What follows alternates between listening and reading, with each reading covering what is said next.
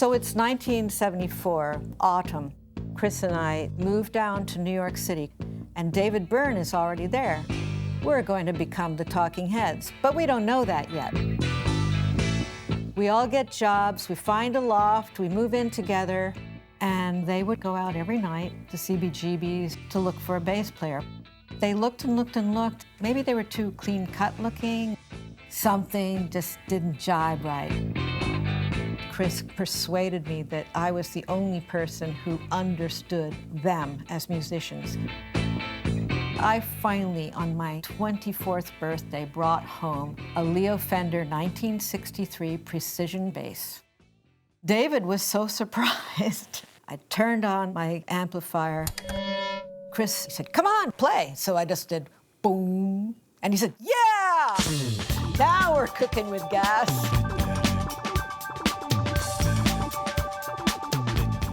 Well, my young friends, I like to think of the orchestra divided into families. The violins, the violas, the cellos, and the basses. Yeah, boy! Bass! How low can you go?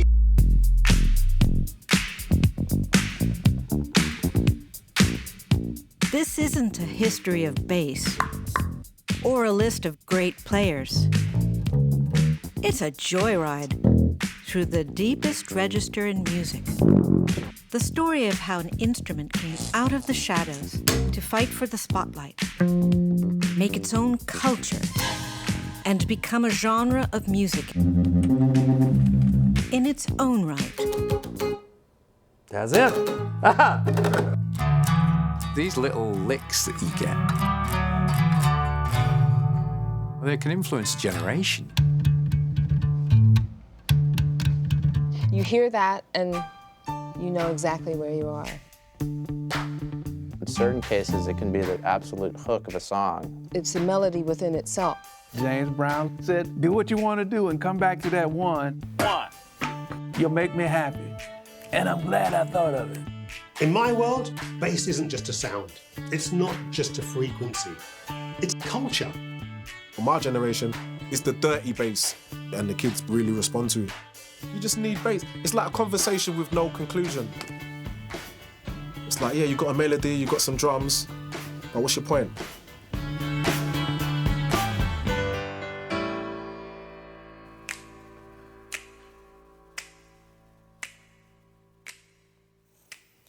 At the start of rock and roll, the bass instrument was one of these. But it was huge and it was expensive. A double bass like this would have cost thousands. From the beginning, double bass was a bit specialized, the preserve of orchestras and jazz, with its trademark walking bass lines. You know, walking. The walking bass line came out of blues and jazz. And really, it became super popular in America when boogie woogie sort of took over. He puts the boys to sleep boogie every night and wakes them up to swim with the early fright. Boogie woogie was a huge fad in the 1940s. And if you listen to Heartbreak Hotel by Elvis, you hear Bill Black playing in a plucked style, and it's slower, but he's still playing those same boogie lines, you know, when they go, "Since my baby left me, I found a new place to dwell." Well, it's down at the end of Lonely Street at Heartbreak Hotel. I'll make you so lonely, baby. Well, I'm so lonely. I'll be so lonely I could die. But plucked or bowed bass lines weren't the only way of playing this beautiful instrument. Blues legends like Willie Dixon began manhandling the double bass and pushing it to its limits.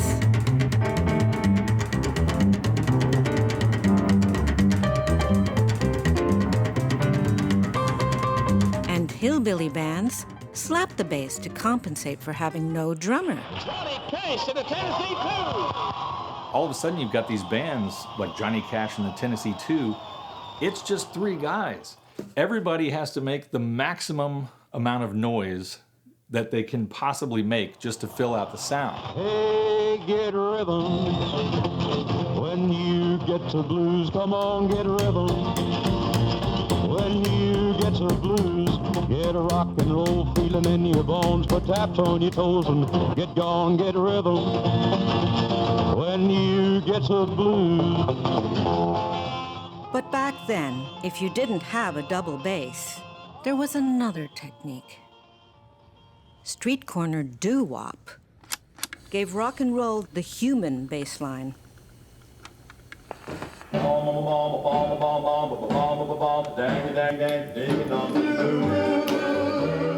Such a great track. It reminds me of my childhood. To this day, a deep, profundo basso male voice is exciting to me as a woman. I suppose because it vibrates me in all the right places.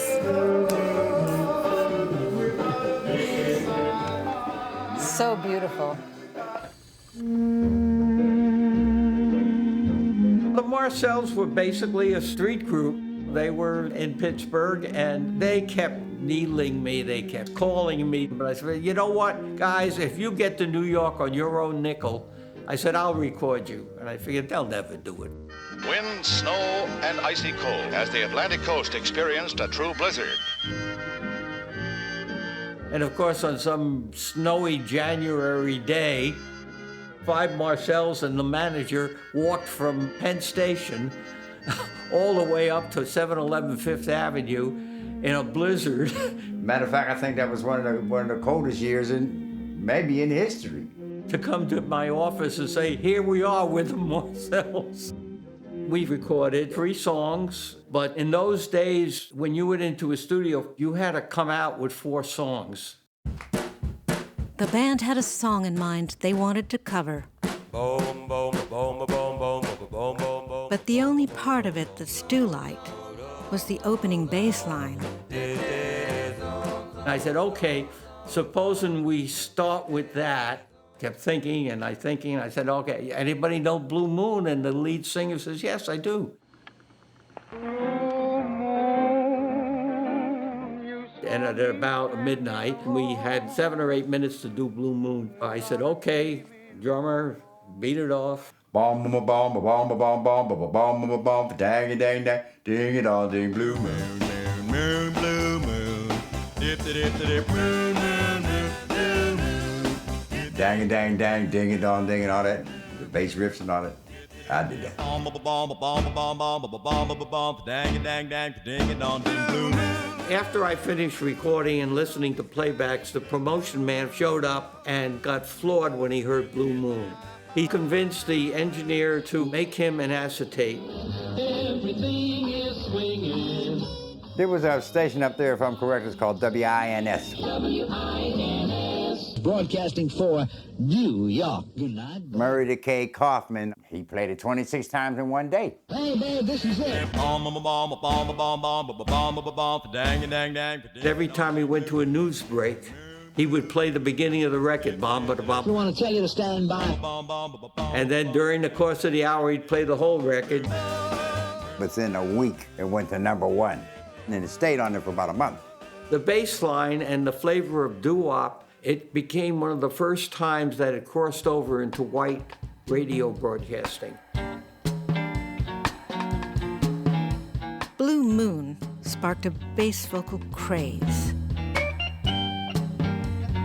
But there was a much bigger revolution happening in the world of bass.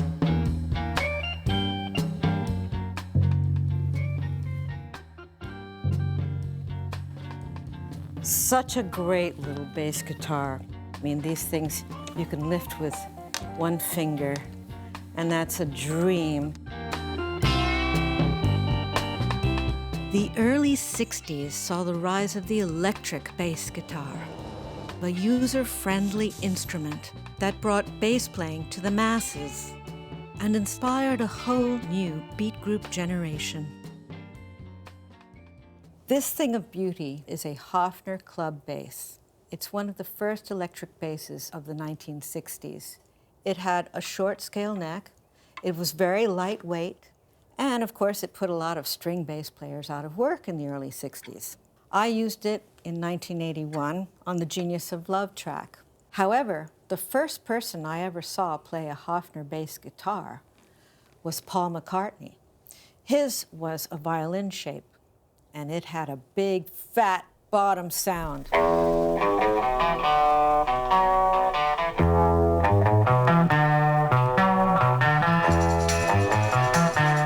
McCartney was the first frontman bassist. As McCartney said before that, it was always the fat guy in the back. Got a good reason for taking the easy way out. Got a good reason for taking the easy way out now. She was a day tripper. Most bass players in general don't sing. So for Paul to actually play an incredibly busy bass line like that and then sing over the top of it as well, it's amazing. It was unheard of. 1, 2, 3, 4.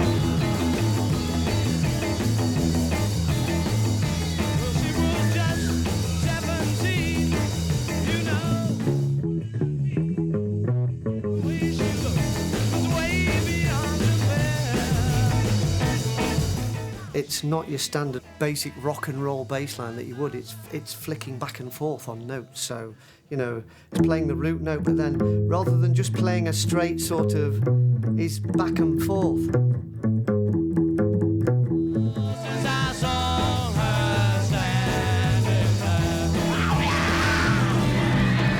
He was thinking of this bass line to really push the song along.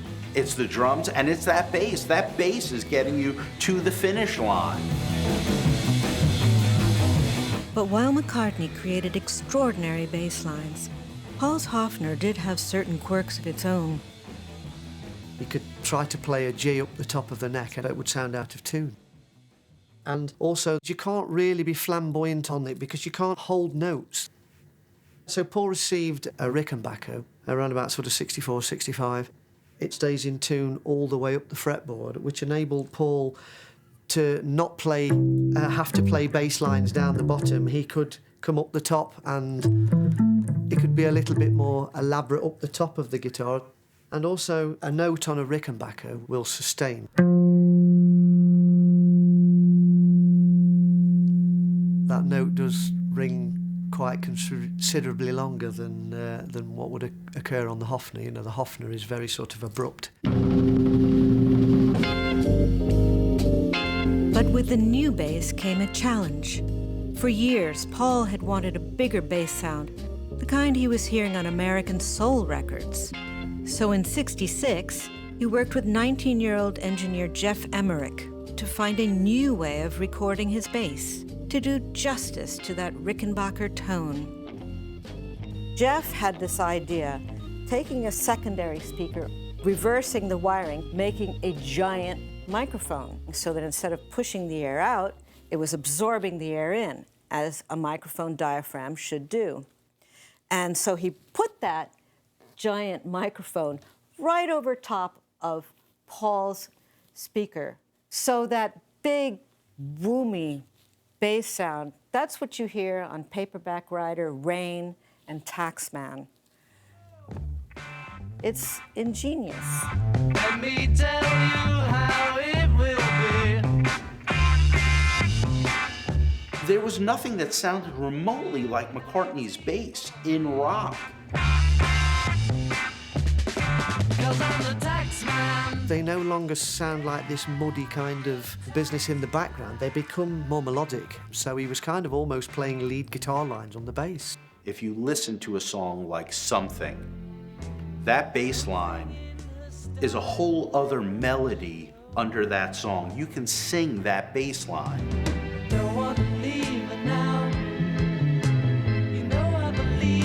It was like Mozart.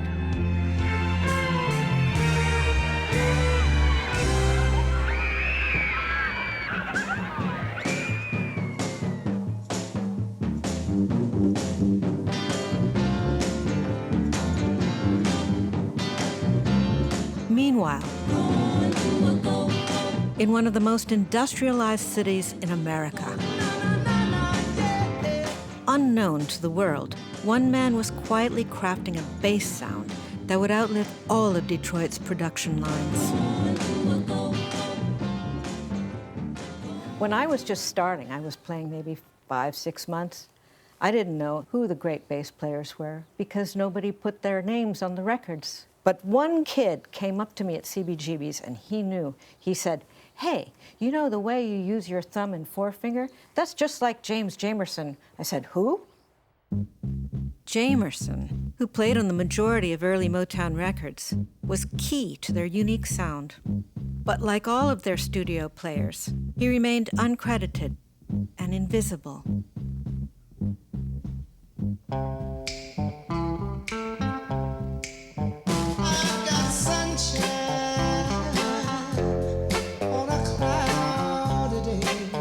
James Jamerson created a groove which the rest of the musicians rode on. He was the foundation, and other players vibrated with. Everyone else made up their parts based on what James was doing. I guess you said what can make me feel this way, my girl. They incorporate the rhythm with the melodic part as well. He could have just gone dun. He could just play the dun, dun, dun, dun, dun, dun. But he chose to do something that you feel the rhythm in it as well. He brought like the two elements together. Jamerson's bass with big flat wound strings, and there was a foam mute installed in Fenders at the time that would mute the strings. They don't make them like that anymore, so now you can just stick a piece of air conditioning foam in to get that muted, muffled sound. And then the key to the sound is never touching it beyond that. I bought this years ago, and I haven't cleaned it or done anything, because you just let it ferment. For once in my life, I have someone who needs me, someone I've needed so long. But he didn't change his bass strings. And so they got that little muddy, muffled sound. And so the notes didn't last long. Because the notes didn't last long, it forced him to play more of a rhythmic feel to the bass.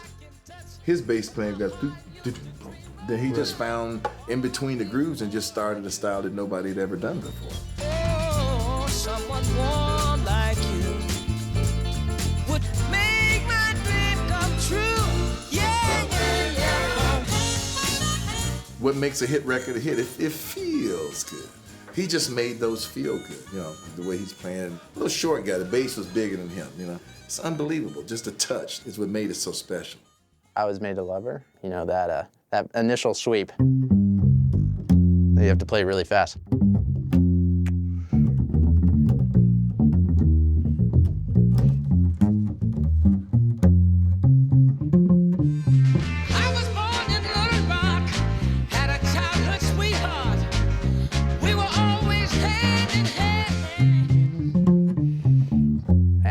Ain't No Mountain High Enough. His lines are taking these peaks and valleys. I did a bass line thing online so you can see it. Listen, baby, ain't no mountain high, ain't no valley low, ain't no river wide enough, baby. This was the advent of soul music, and Motown was soul music. Don't worry, baby. It had to be almost orchestral, but using rock instruments. Oh, baby, there ain't no mountain high enough. He climbs when the other instruments are diving, and then he completely descends and drops under the vocal. The first song we sent to Motown was Ain't No Mountain High Enough. We just knew it was a hit. You know, the song had so many levels. I made a vow, I'll be there when you want me some way, somehow. Oh, baby, there ain't no mountain high enough. James Jamerson was a quiet genius. You didn't have to tell him anything. He instantly knew the feeling that you were going after. We've got to find a way to bring some understanding here today. Pick it Jamerson didn't just come to define the Motown sound, he kind of invented funk bass. But because he was anonymous, he was replaceable.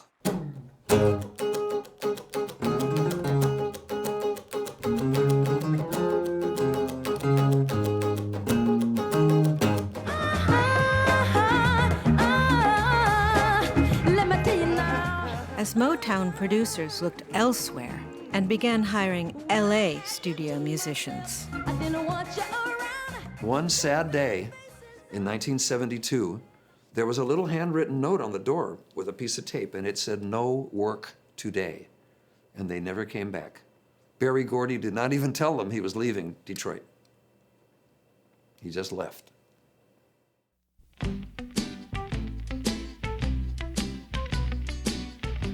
But in the end, the loss of James wouldn't hurt Motown, as they moved to a city with its own music scene, which in the 60s had many answers to the British invasion and another extraordinary, invisible player. LA had their own studio musicians, including the woman who wrote the book on how to play electric bass guitar. Carol Kaye is an inspiration to me. A woman in a man's world whose influence grew as pop grew.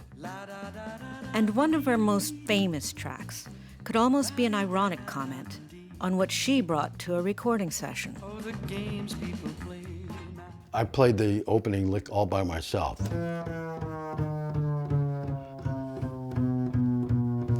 And then as soon as we got,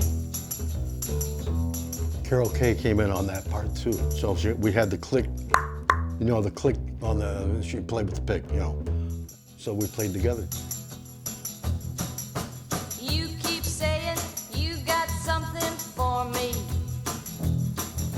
Something you call love, but confess. One of these days, these boots are gonna walk all over you. You've been a messin' where you shouldn't have been a messin'. A woman's come back to somebody that's treating them poorly.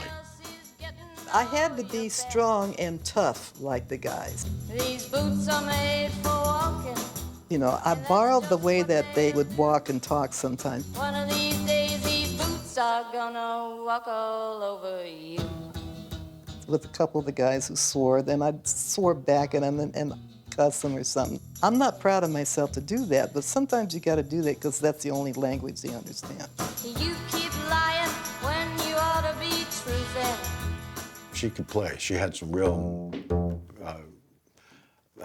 whatever, I don't want to use bad language, but she had those, you know. Say it, John. She had balls, you know.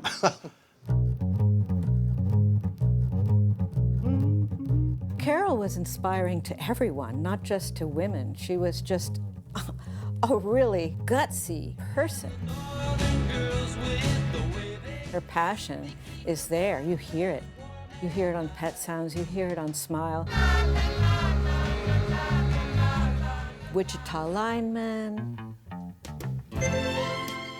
River Deep Mountain High. Over 10,000 sessions. You can almost name it, and she played on it. Made me feel very supported that somebody could be that competent and that respected. Therefore, it wasn't a field that women really were not allowed to enter into. I think that's her as well, and the beat goes on.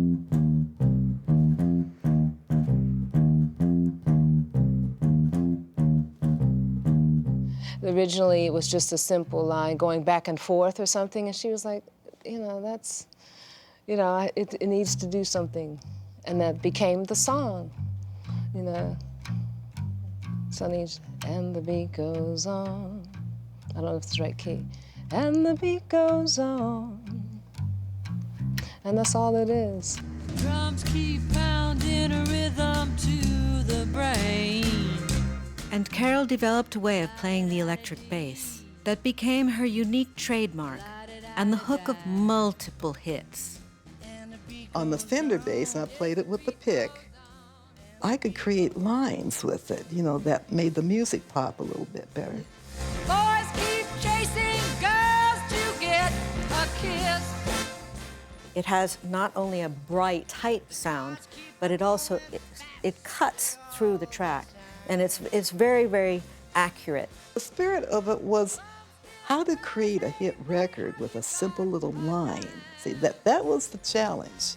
And the beat goes on. The beat goes on. Drums keep pounding a rhythm to the brain. La-di-da-di-dee. La-di-da-di-da.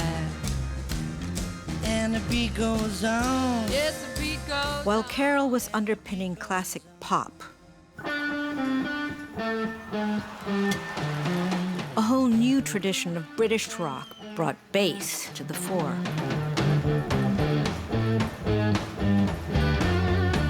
Using the skills of British jazz players like Jack Bruce.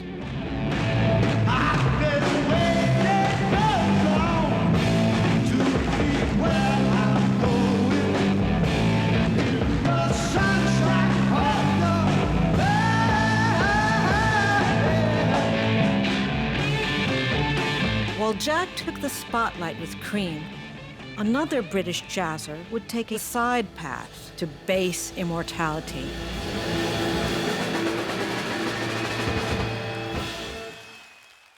Yeah, I played on some of Henry Mancini's recordings that he did in London.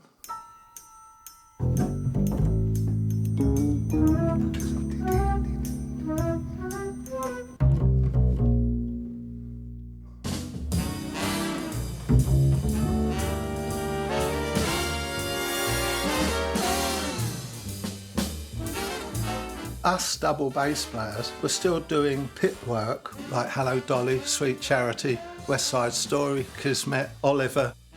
And then at 10 o'clock at night, you might go to Danny LaRue's club, the Gargoyle Club, or the Dorchester and play jazzy stuff till 4 in the morning. That's how crazy it was.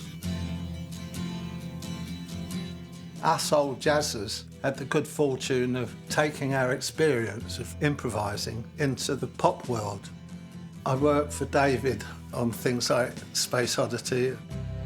Ground control to Major Tom. Lou Reed came over from America and David suggested to him that he'd do some recording in London. We spent 3 days laying 12 tracks and you got paid £12 for the recording session. No more, because you were paid to go there. They were paying for your bass playing. Nothing to do with the composition of songs like Walk on the Wild Side. You get paid a wage, a workman.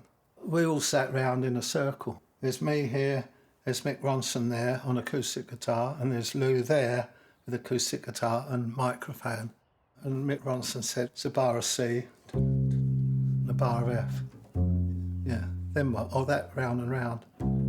How long for? It's just, I don't know yet. So I went.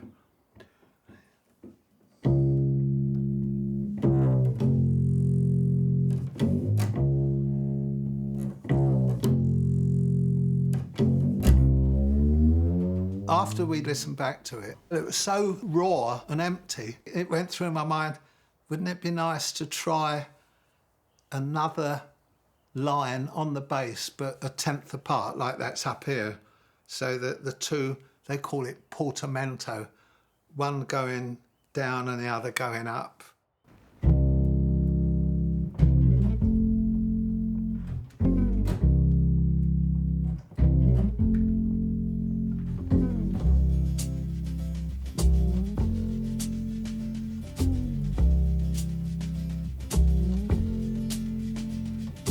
Holly came from Miami, FLA. Hitchhiked away across USA. Plucked her eyebrows on the way, shaved her legs, and then he was a she. She says, hey babe, take a walk on the wild side. It didn't fill the track up too much. It filled it up enough to be different. Just like that, bouncing ball, you know. And Lou said, that's gorgeous.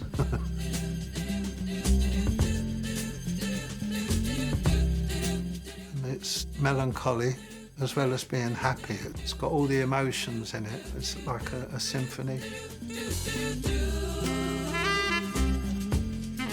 It just fitted the moment. And that's why I'm quite proud of it.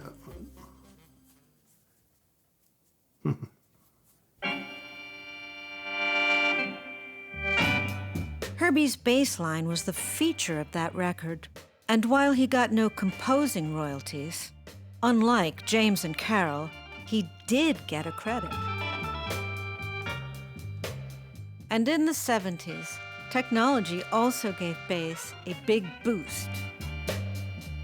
Musicians were using bass like never before.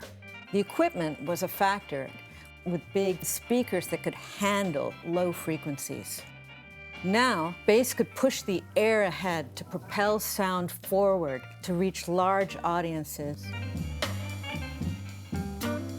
And one guy who pioneered big bass sounds and found fame with James Brown is my good friend, Bootsy Collins. Hello. Oh, there you are.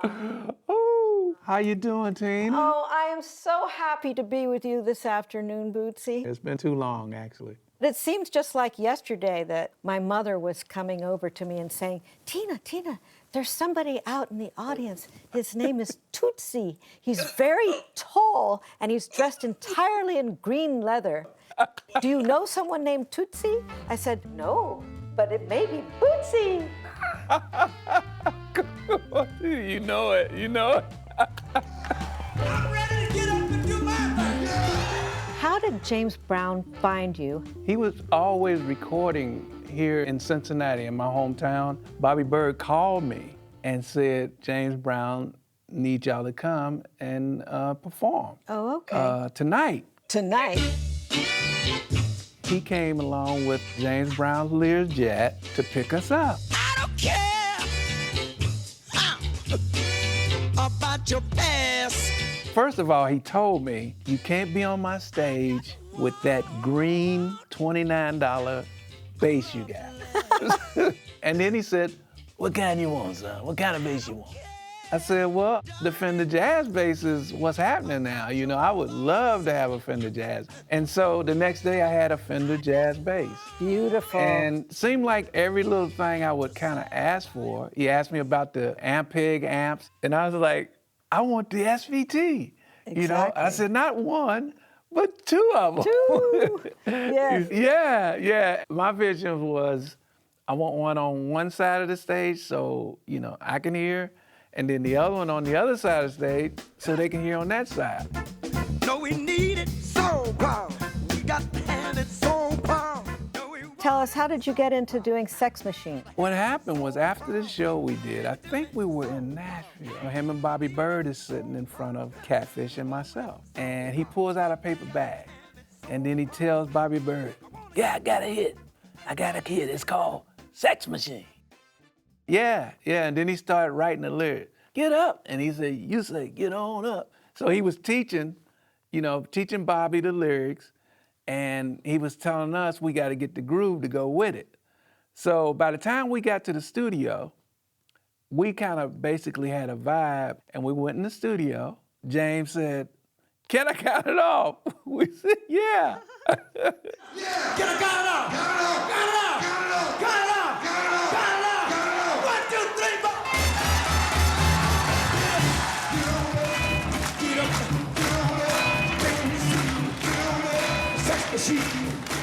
My understanding is that you guys jammed your own parts. You improvised, you came up with the part, and then James would say, yeah. He would say, I'm glad I thought of it. Exactly, Yeah. I like that. That's a good groove. Yeah, that's a James Brown groove. Well, in his mind, that beat is his. Yeah. That's James Brown music. You know, that ain't Bootsy. Yeah. That's the way he looked at everything. I've been in that situation. Yeah. We sit around, everybody comes up with a part, and we're just cooking along. Yeah. And then the lead cat says, yeah, and pretty soon I wrote a song. Well, that's exactly what happened. Get up, take him to the bridge. Take him to the bridge. Take him on.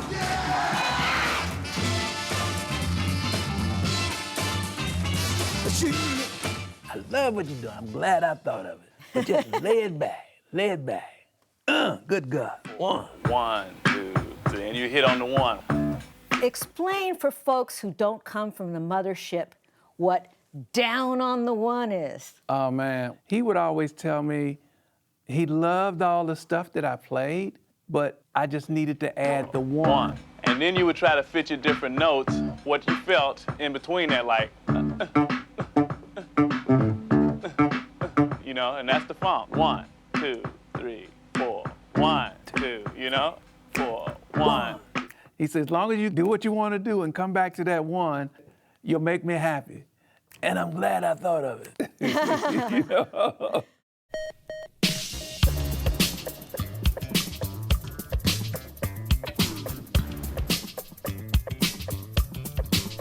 In the early 80s, while recording Tom Tom Club at Compass Point in the Bahamas, we had the intense pleasure of hanging out with another great player, Robbie Shakespeare, bass half of Sly and Robbie, who was there working with Grace Jones. This is a track by the Compass Point All-Stars called Peanut Butter. When Grace Jones sings over it, then it becomes Pull Up to the Bumper. And it's great for demonstrating what Robbie Shakespeare can do on bass.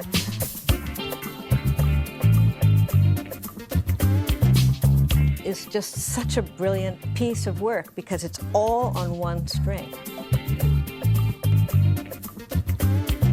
Keeps it nice and heavy and deep, but it's rolling all the time. It's driving the track forward, it's moving, and it's so cool to dance to.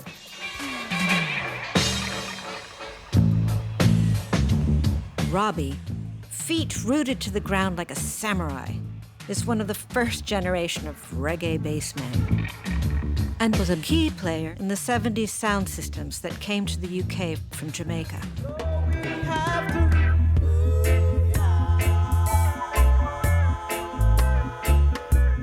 A scene where bass took on a bigger role than it ever had before, where it became part of a cultural identity. For those that don't know, a sound system is like a giant mobile disco that's all about the bass, with bass cabinets that are like 6 feet high. I mean, my father had a sound system. It was called Duplex Supersonic Sound. At any given time in Brixton or Notting Hill, you'd find what you call a shebeen, these basement clubs. Tiny rooms filled with speakers, more speakers than people. Earth-shattering frequencies. You know, you'd be making a spliff in front of these things and the bass would blow the spliff out your hand. In fact, a lot of times you'd find them, you'd drive around at night time, 1 o'clock in the morning, and you'd listen out for bass. You end up with sound systems competing for crowds. And for that, sound systems would find engineers that would be able to cut them one-off dub plates, individual exclusive records, pushing the bass as far as possible. There was one that out in the suburbs, and it's a beautiful setup. This couple in their mid to late 60s, and these guys from a local London sound system rock up, feeling slightly out of place. Send him to outer space, find another race. If there wasn't enough bass, you could boost that to transform your mix and give it power, and then the dub plate would be cut. Undoubtedly, when these things were mastered, you're maxing out the bass, and then you're playing on a sound system through valve amps that are going to max it out. You know, so at night it's like lightning and thunder.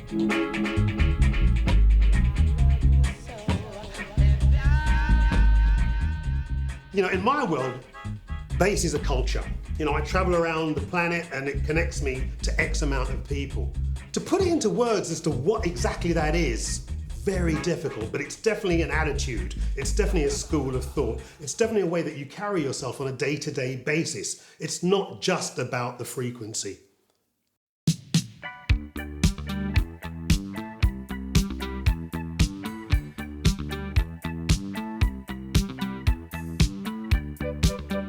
So here we are just coming into downtown Manhattan. Are we on Delancey? Yes, we're on Delancey. Well, in some ways, it's the same as it ever was. But in some ways, it's changed radically. It's very much gentrified. I can't see which one is our door anymore. It's so changed. I'll figure it out by the actual address, right?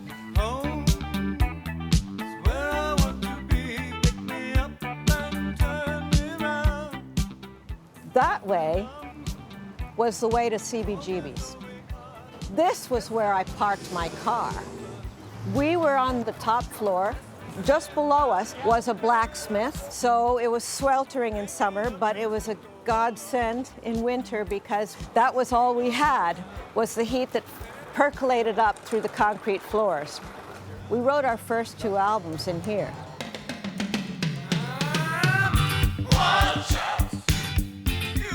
When we lived here, the kids adored coming out here, hanging out on the street, and they'd have their boom boxes, they'd bring their pieces of cardboard, they were spinning on their heads, doing all kinds of b-boy dance, hip-hop tricks. And that was when New York City was really starting to get cool.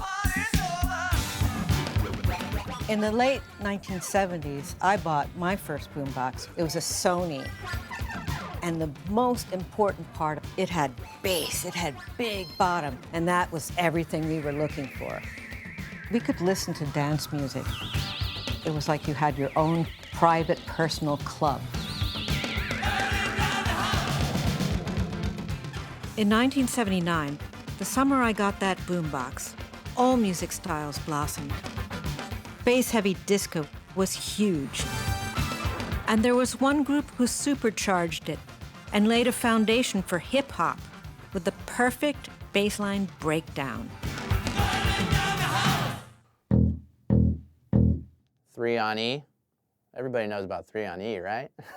I mean, Another One Bites the Dust, Hollywood Swingin'. Like, if you want to get people moving, just take the lowest string and hit it 3 times.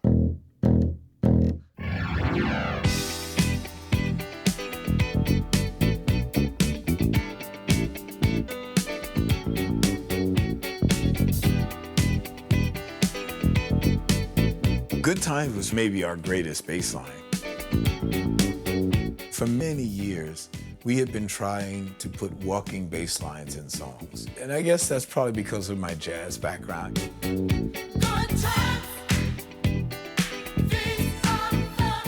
This particular day, Bernard came to the studio late, and he says, our engineer at the time, he said, hey man, what's going on? What's that?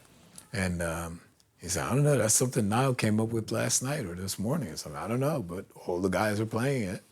So Bernard just plugged in and he was copying me. So I was playing. So he was probably going.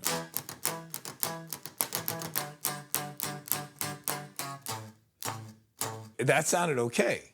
But then I just screamed, walk, walk, walk. And for no reason other than the fact that we had been trying it 1,000,000 times. And he went, doom, doom, doom. Go ahead, go ahead, go ahead, go ahead. And it just felt amazing to us. And I screamed to the engineer, make it red.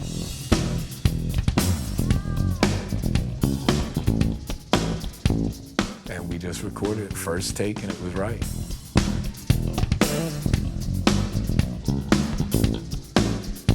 With Bernard Edwards, he claimed he could never hold on to a pick. But he would play like he had a pick in his hands. And you get this bizarre sound of when you're going down, it hits the fingernail. And when you're going up, it hits the pad of the finger. His whole chucking thing, it's really hard to play. Let me see. Play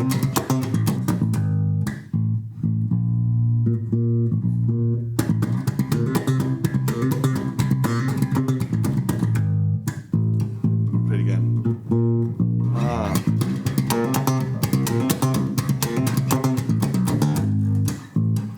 Something like that. I'll try it again.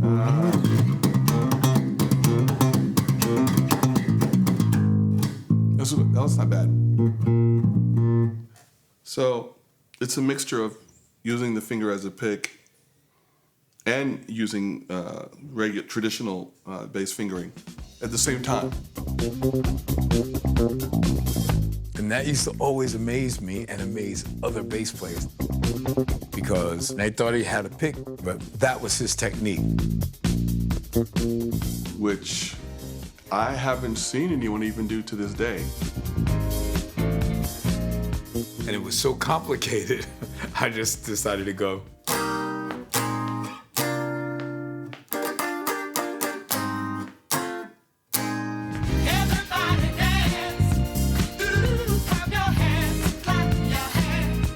But Chic's bass-heavy breakdowns weren't just innovative.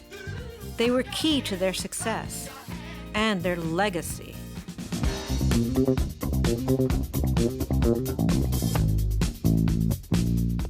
It worked with every crowd, with the newly growing hip-hop crowd, because we had amazing breakdowns. It worked with the super funkers, because our music was always different, jazzy bass lines. All of our hit records had that melodic bass breakdown. That was the Chic magic, so we wrote up on the wall, and we kept this motto for all time. A song is an excuse to go to a chorus, and a chorus is an excuse to go to the breakdown. Period. That's our philosophy.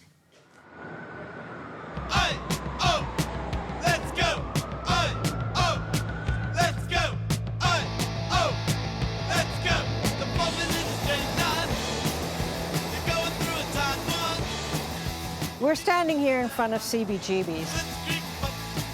Well, used to be. Now, it's a men's clothing shop. I saw some great bands here in my day. There was Television, then there was Patti Smith, then there was Blondie, and the Ramones. Oh my goodness, it was an amazing time.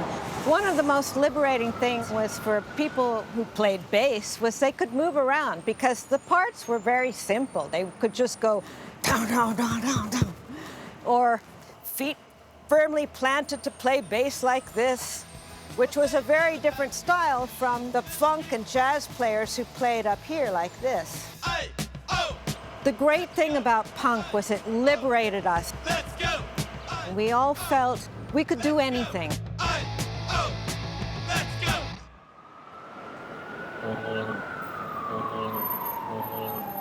And at the end of the 70s, in a parallel punk city, one band took that spirit and redefined the role of the bass as lead guitar. When I started playing at 21, it was actually more important for me not to play like anybody else, because punk was looked on as the revolution. I do remember going into music shops, which was our big Saturday regime, and listening to all these tossers playing Stairway to Heaven and, you know, Smoke on the Water and all that lot. Our attitude was that we had to stay away from that. My style came quite naturally from being unable to hear myself in the rehearsal room. I started playing high.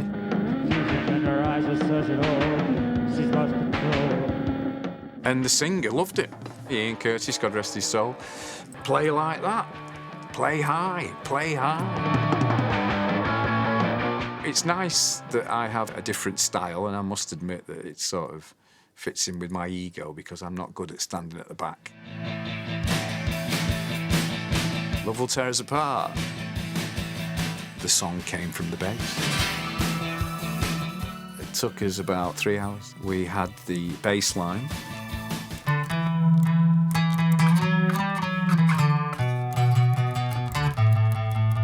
Got the break.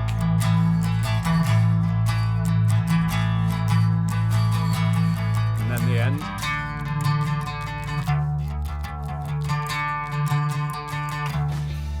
about an hour. And then Ian loved it. He said, I'm going to rip your riff off. I'm going to get some vocals that go with that riff. And he did.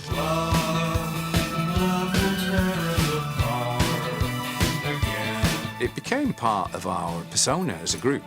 I would play around the vocal, but a different melody. To me, that gave a depth to the songs.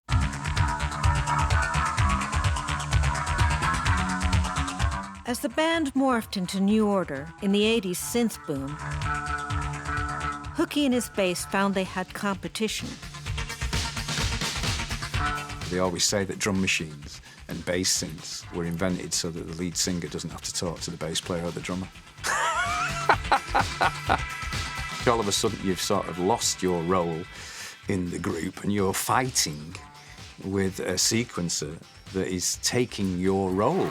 Kicking off with New Order, playing live, singing live with Blue Monday. Drum machines and synth bass drove the band's seminal hit.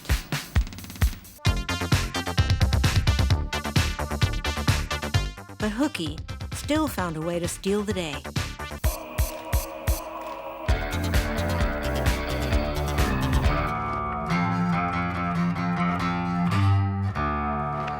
And that's the famous line of Blue Monday that I stole from Ennio Morricone.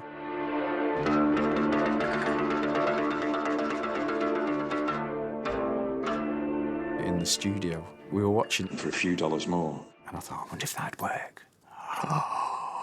Went in and got it. He says that.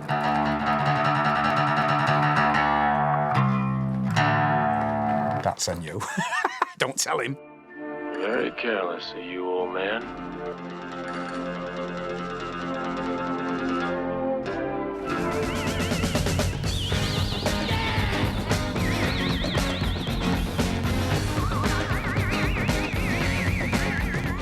What we have here is the Moog Rogue that I took on tour with Talking Heads. We could think about bass in a new way and play bass in a different way and play parts that we wouldn't have thought to play before. Because when you're playing on a neck, you're thinking of one kind of part because of the physical dexterity of it. I found this a really useful tool. Not only that, but it's funky. And you can change the sound. If I pitch it down, it's fun. The equipment really changed how the artists thought about what they could do. That's me going, And one of the favorite tools 90s house producers used to get really deep bass sounds was the low-frequency oscillator, otherwise known as the LFO.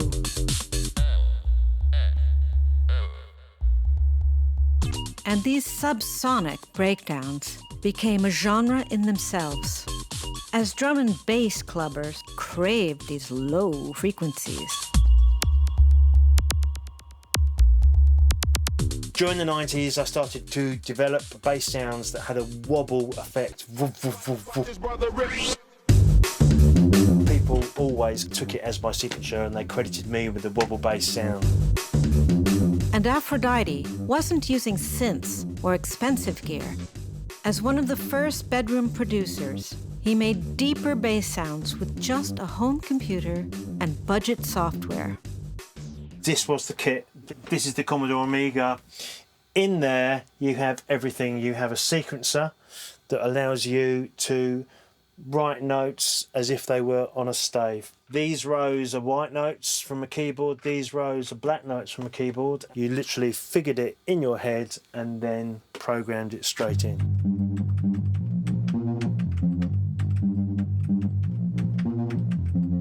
And then, in order to get it going down, you put a pitch control in Octamed, which was a piece of software I bought for £1 back in 1989. If you take that digital output and put that to a big rig, it is as low as possible that a bass can go. On a track like Drop Top Caddy, which was myself and Mickey Fink, we had this bass line that I created here, down. With the hit, you're taking the frequency down incredibly low, and that's what gets you in the stomach. Yeah. Yeah. Bitch, what you doing? What? Who touched it? Who told you to touch it? Don't ever touch that shit again.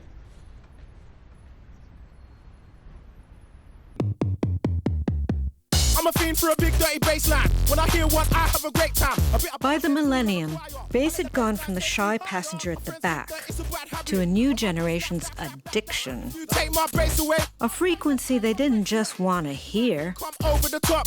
But when I hear that bass line drop, but wanted to feel. I still feel satisfaction. So don't come around here whinging. I just want to hear the bass line rinsing. Bass means everything to me. I've made songs about bass, bassline junkie. I don't need no speed. I don't need no heroin. That's the song basically what I'm saying. I'd rather have bass than drugs. I'm a bassline junkie. I'm a bassline junkie. And I like it funky. Big, dirty, stinking bass. I had an Audi RS5 and I got a subwoofer put in it that was half the size of the boot. I always wonder, why is everyone always looking at me? Like, they could hear me from down there. Bass, bass, bass, bass, bass. The ladies like bass as well. Their hair standing up. No, I've heard like the girls, it gets the girls. I mean, that's why you get the girls, sometimes they stand right next to the speaker.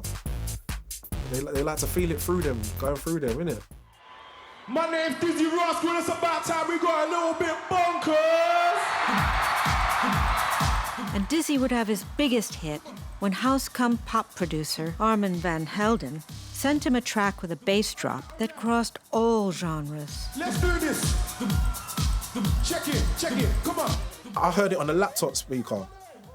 And that's why that's dangerous, because sometimes you don't take... There's music I dismiss because of the way I listen to it. I think I even sat on it for 6 months or something. Like, they had to tell me, you might want this for your album. I said, yeah? Like, I'd forgotten about it. I wake up every day, it's a daydream. Everything in my life ain't what it seems. I wake up just to go back to sleep. I got blue shallow, but I'm in too deep. I performed it for the first time in Liverpool. The reaction was mental. It was like it was a hit already, and I couldn't believe it. I think we did it twice. Like, the crowd, they went mad, and I didn't even realise the hit I had. And it's that drop.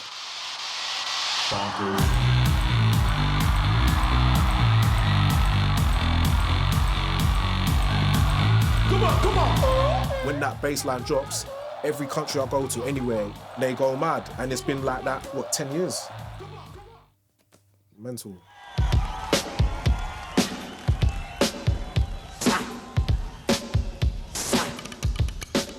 The purpose of bass is like the glue.